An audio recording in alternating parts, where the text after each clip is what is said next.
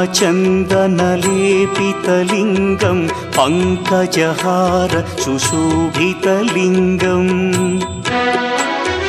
सञ्चितपापविनाशनलिङ्गं तत्प्रणमामि सदा शिवलिङ्गम्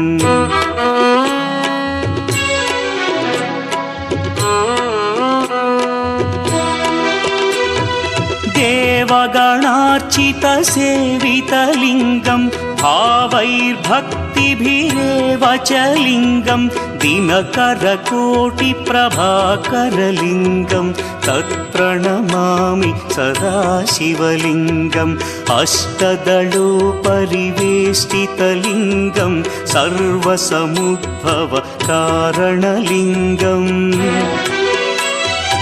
अष्टदरिद्र्यविनाशनलिङ्गं तत्प्रणमामि